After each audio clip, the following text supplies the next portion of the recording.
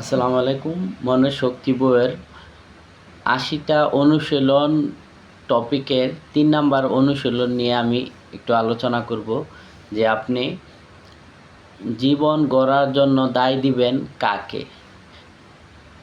আপনার জীবন আপনি যদি সঠিকভাবে গড়তে না পারেন তো সেটার জন্য একমাত্র আপনি নিজেই দায়ী। আপনি যদি মনে করেন যে এটার জন্য আপনার স্ত্রী বা আপনার বাবা-মা বা আপনার বন্ধু-বান্ধব দায়ী, সেটা একদম ভুল ধারণা। যেমন লেখক এখানে বলছে, যখন পর্যন্ত আপনি নিজের দায়টা নিজে স্বীকার না করতে পারবেন তো আপনি কোনো সময় সাকসেস বা সফলতা আনতে পারবেন না বা হবেন না। আপনি যদি এটা মনে করেন যে আপনি অন্যের উপর দায় দিয়ে আপনি সামনে এগোতে পারবেন, সেটা আপনার ভুল ধারণা।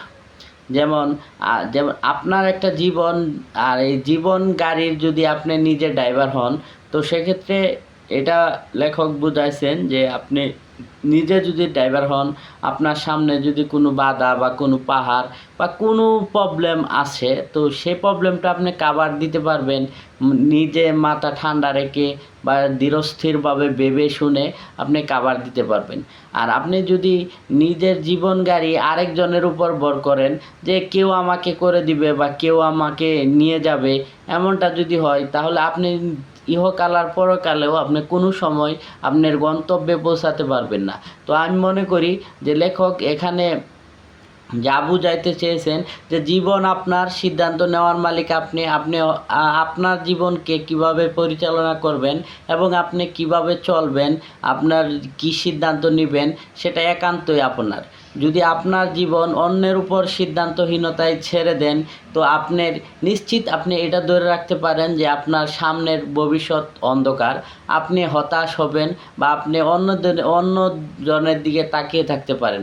এমনকি আপনি এটা বলে পার পাবেন না যে আপনার জীবন ব্যর্থ হওয়ার পিছনে, আপনি সফল না হওয়ার পিছনে আপনার বন্ধুবান্ধব দায়ী, আপনার পরিবার বা আপনার স্ত্রী বা আপনার পিতামাতা দায়ী।